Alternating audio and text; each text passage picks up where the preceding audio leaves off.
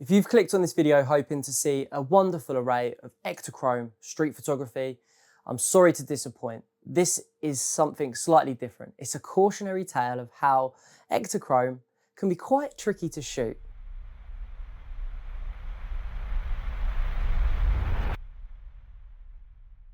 In today's video, we're going to go through a little bit about Ektachrome, the history. I'm going to show you the shots I got when I was shooting. Shot over 2 days. I warmed up with a bit of black and white, so we'll start with that. But before we get to that, I'm going to go through a little bit of history about slide film. Ektachrome is a color reversal film, which instead of being a negative is actually a positive, or otherwise known as a slide film, which you can project or scan. It first launched in the 1940s and became known for its fine grain, rich blues and crisp contrast. For decades, it was used by professionals and magazines like National Geographic, especially when accessibility and speed were key. But of course, the king of slide film is Kodachrome. Kodachrome has a completely different look, warmer, deeper, with iconic reds and dreamy softness. It wasn't just the tones though, it had serious longevity. Properly stored, Kodachrome can still look perfect after 50, 60 or even 70 years, but its processing was notoriously complex, so much so that only specialised labs could do it. Kodachrome was discontinued in 2009 and hasn't made a return, even though lots of people would like it to. They even made a film all about this called Kodachrome. Are you ever happy, Ben? Let me tell you something. Happiness is bullshit. It's a great myth of the late 20th century. You think Picasso was happy? You think Hemingway was? Hendrix? They were miserable shits. No art worth a damn was ever created out of happiness, I can tell you that much. Some of the most famous photographers and some of the best photographers ever used to use Kodachrome. For example, my favourite image ever was taken by Jeff Marmerstein on Kodachrome. One of the most famous images ever were taken by Steve McCurry on Kodachrome. And Fred Herzog, Joe Meyerowitz, and hundreds of other super famous photographers used to take all their images on Kodachrome. So that's where Ektachrome steps in. After being discontinued for a few years, Kodak has brought it back in 2018, but this time for modern processing. It's currently the only slide film that Kodak offer, which is a shame. It's not the same as Kodachrome, but it still offers that slide film look, the bold colours, fine grain. So if you're looking to shoot slide film in 2025, this is possibly your best choice. Right, before we get into day one of Ektachrome, we started with a little bit of black and white. I went straight out of London Bridge behind to a place called Drood Street, which is quite interesting. It's a bit of a juxtaposition because you've got some quite swanky, quite cool, quirky shops like bakeries and like distilleries and wine bars and things like that. But it was early in the morning, so not much was open. But opposite that, you've got some like quite old like council houses, and you've got a kind of a real interesting vibe going on. So I thought it'd be quite an interesting place to warm up. Started with a bit of Tri-X, and yeah, let's jump into it.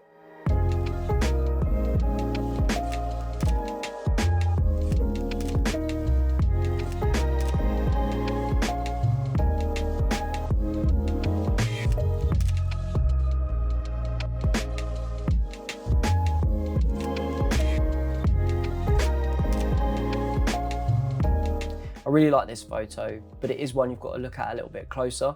You've got this guy at the bottom who's enjoying a nice chilled cigarette, and then above it, you've also got a woman, much older. She is also enjoying a cigarette on her balcony, and this is kind of like what I meant about the juxtaposition of the area, because you've got these sort of council houses or ex-council houses, and then you've got these cool shops that we'll come to in a second.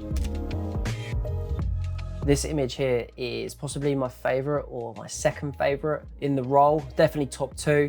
I just like the way it's framed with a bike and then a van. You've got the nice white shutters or whatever they are that's stacked up, and then him in his white outfit just walking across the frame. His legs are perfectly split apart. I just thought that was quite a cool image.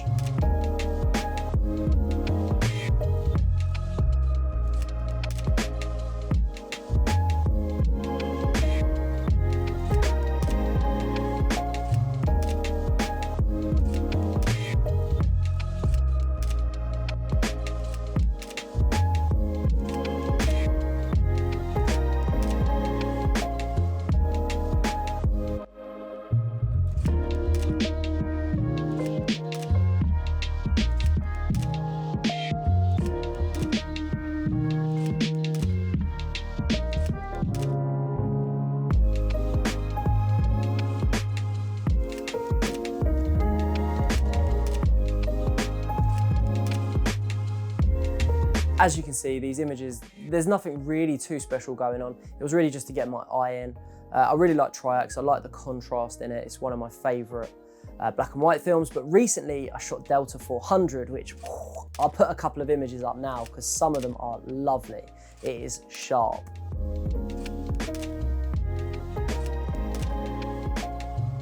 So at any point, if you like these images, let me know in the comments if you want to see more black and white stuff. I do enjoy shooting the black and white stuff, so maybe we can make a few more videos on that. So before we jump into the Ektachrome stuff, I wanted to actually just go through a little bit of why it's such a difficult film to shoot. Ektachrome is a type of slide film, and slide film is notoriously unforgiving. Unlike color negative, which has a very wide latitude, slide film does not. Decent color negative can have up to 13 or 14 stops of dynamic range, meaning even if you're slightly off with your exposure, you'll usually be fine. But Ektachrome, you're working with maybe 5 or 6 stops, which is much harder, especially if you're shooting very light and very shadowy areas like I was. What this essentially means is that shadows go very dark very quickly and highlights get blown out very easily. So even if you're like me, shooting for the mid-tones, because you're shooting in quite difficult conditions, things can go very wrong very quickly. If you're used to shooting color negative, you kind of get the same colors throughout. If you underexpose or overexpose, those colors don't shift too much. But when you're shooting color positive film like Ektachrome or slide film like Ektachrome, you're gonna find that there's some color shifts. And notoriously, the color shift you get with Ektachrome is blue. So I have a light meter on my phone, which is, to be honest with you, never let me down. And I use the Canon AE-1, which has also never really let me down. I've always had well exposed photos in automatic mode or when I'm metering manually. But these conditions were quite tricky, and it has meant that some of the images are not quite where I want them to be. So I don't know what went wrong along the way. I got these, actually given these rolls of film, and we think they may have been expired or poorly kept, because when they processed, they did come out very strange, even considering the lighting conditions were very difficult. But I suppose we should probably jump into the good stuff. And when I say the good stuff, I mean the stuff that didn't quite go to plan.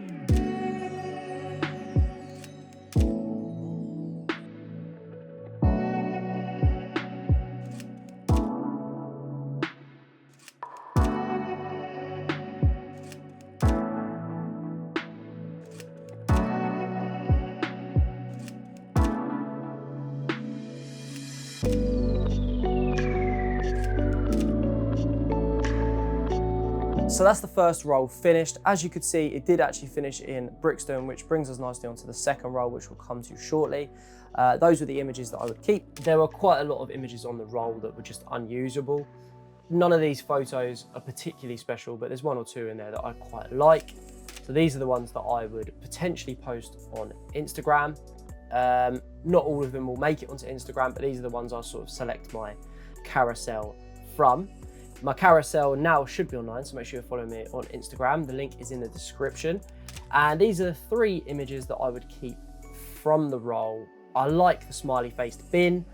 Not really my sort of normal street shot, but I thought that was quite cool with the sort of, especially the left and the right eye being slightly uneven. He looks like a goofy bin. I like the photo in Chinatown. It's kind of a classic, nothing special. And then I'm not 100% on the composition of it, but I liked the red telephone box, kind of very classic London with the 2 women in the red dresses. But again, nothing particularly special here. In fact, I actually did print some images. Hold on one second. I'm sure that transition was absolutely perfect, or maybe not. So these are the images that I printed off. As you can see, Ektachrome. I've also printed off a few of the Superia images as well. Don't think I printed off any of the black and white ones because they were a little bit boring, but we'll come to the Superia at the end. That was a bit of a tease, by the way. I'm not sure if I've mentioned that in the video before. Who knows? But yeah, this is one of the images from the rolls of Superia. This is probably my favorite shot on the Superia, but yeah, it was expired because obviously Superia doesn't exist anymore. But I got these printed at Picture This Film Lab, which is a nice segue because they also develop and scan all of my images.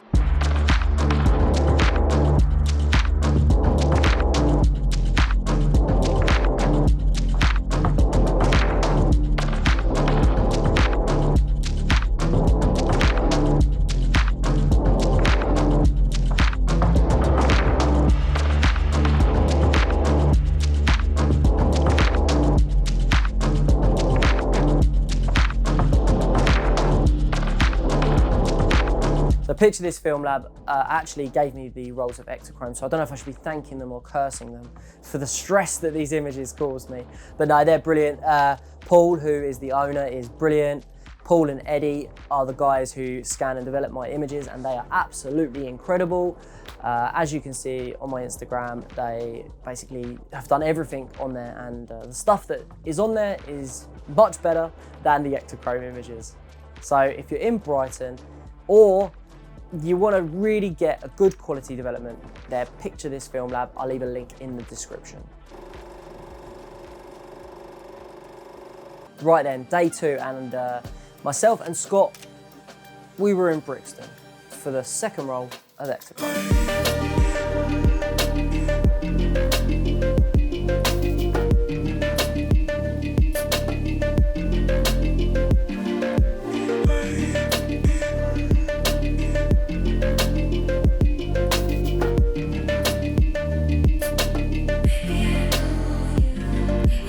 And let me tell you, Brixton is some place to photograph. If you like a bit more edgy, less polished imagery of London, then this is for you because, well, there was a lot going on.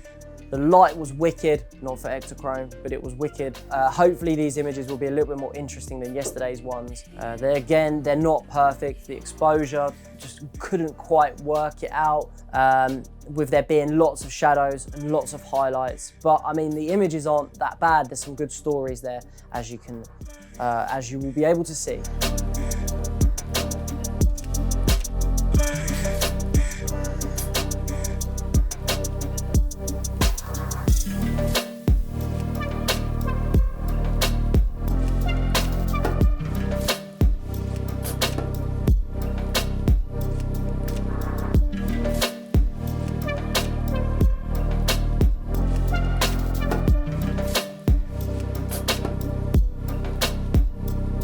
As I've hinted in this video, I did actually shoot a little bit of Fujifilm Superia. I had a 24 roll film, which was expired in 2007, I believe. So I knew I was gonna have to expose it at 100 ISO. And honestly, when you see the images shortly, I probably could have done with maybe 50 ISO because I think it was probably stored quite poorly before it came to me. But the moral of this story is, basically we were rattling through film. I mean, I finished the Ektachrome super quick, and then I was onto Superia, but I didn't know whether I might need another roll of film as well, and I was a bit underprepared. I left it all at home. So basically, in Brixton, there's a really cool little film lab called Parallax Film Lab, I believe it's called, and yeah, we basically were rattling through this film, so we decided that it might be a good idea to try and pick up another roll or two. Cue the B-roll.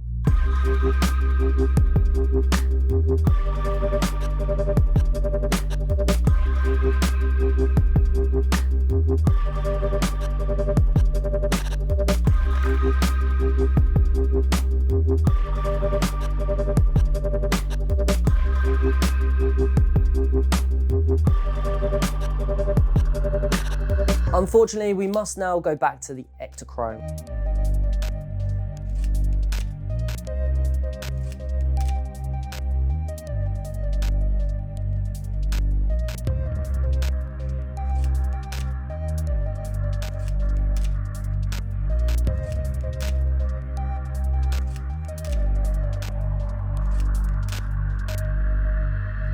So as you can sort of tell by these images, they're not wonderful, and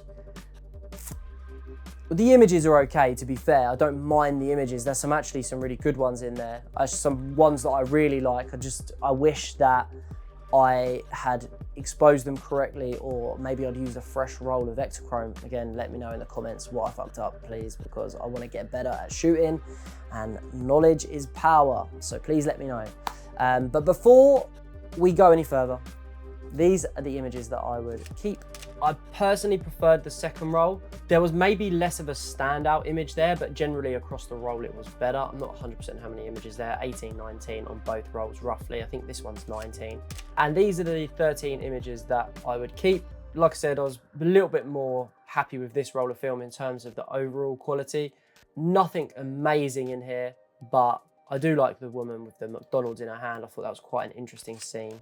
And these are the 3 that I would print. I think they're, generally speaking, they're quite cohesive because of the colors in there. So yeah, I quite like those. And those are the ones that I would definitely print from the roll.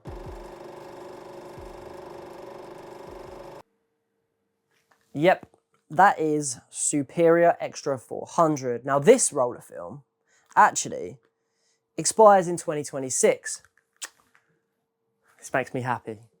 However, the one I did shoot didn't. It expired in 2007, which is old. And I don't think it had been kept very well, as I said before, because the images came out a little bit muddy, even though I did shoot them at 100 ISO.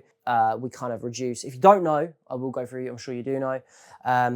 If you're shooting expired film, general rule of thumb is you overexpose by 1 stop for every decade.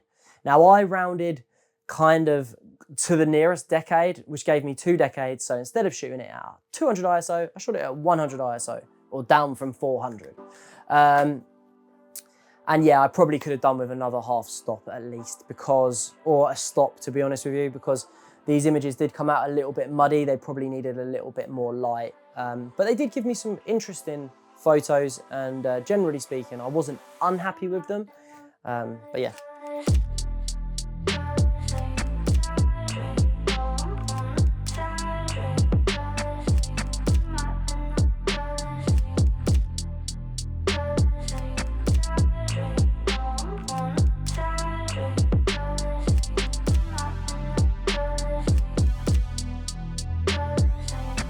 So that was the Superia, done and dusted. I really love the colors of Superia. Paul from Picture This Film Lab, my go-to film lab as discussed, has given me a roll of Superia Premium, not this one, which I'm gonna shoot and make a video about. We'll go into the history of that as well. So if that's something you wanna see, make sure you're subscribed, because that is coming soon. Just on a little note of film actually, the 24 roll of film was quite interesting, because although we went to the film lab to pick up an extra roll of film, what happened is Scott and I decided that instead of shooting, we'd go and have lunch, and it was bloody hot. So after that, we kind of wrapped pretty quickly and then went home, because I think it was like 35 degrees that day, and you know, it's not that pleasant to be shooting in London and getting on a tube. Victoria Line, if you're aware of it, it is extraordinarily hot. But I digress, because I want to talk about 24 rolls of film, because I actually just bought some 24 rolls of Ektachrome? No, thank God. Ultramax, because when you're kind of at a bit of a limbo point where you don't know if you want to shoot another roll of film or not, you can kind of speed up the roll of film you're on and then stick in a 24. So you're not fully committed to the 36. So something that's worth having is a couple of extra rolls of film in your fridge, 24 frames, because that is going to be a little bit less pressure to get them done and dusted. Anyway, I suppose we should probably wrap this up, because I am chatting wham.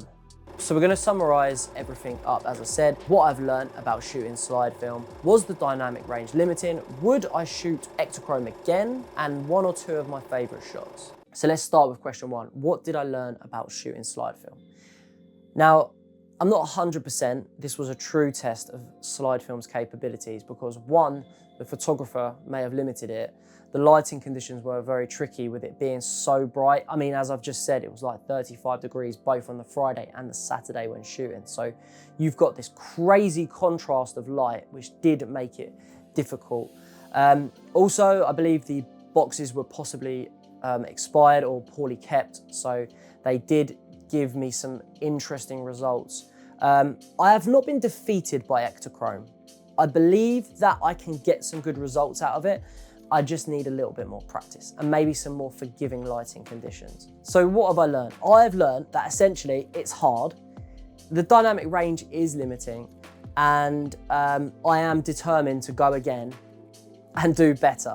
But I feel like I need to make sure that these are in date and everything is perfect when I'm shooting it. Stream photography may not be the perfect place for Ektachrome. So question 2 is, was the dynamic range limiting? I think I kind of answered that before. I feel there was scenes that I was shooting that were underexposed and overexposed, which gave this weird color cast.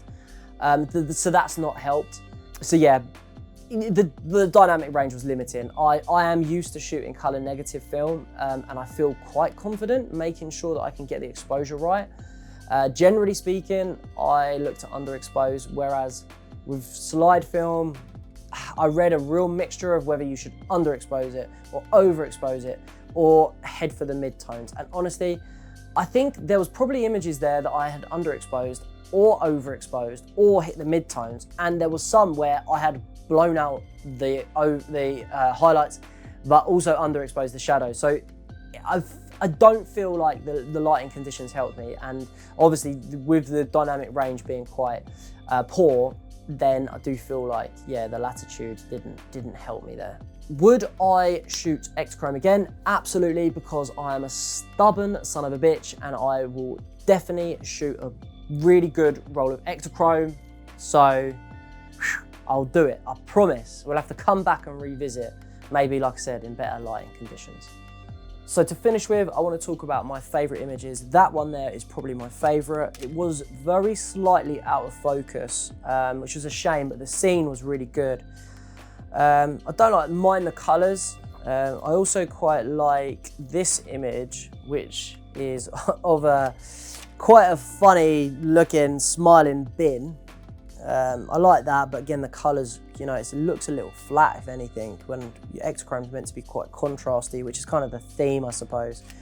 I like this image. I like the fact that the black tape is around the guy's head. I like his feet underneath.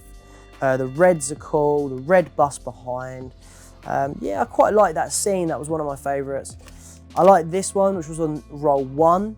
I like this one because the yellow, the blue, the red, and I like the kind of 1, 2, 3, 4, 5 sort of objects, including the dude. Obviously he's smoking, he's got a big puff of smoke coming out of his mouth. I thought that was quite an interesting shot. And I like this one with the red telephone box with the women in their red dresses.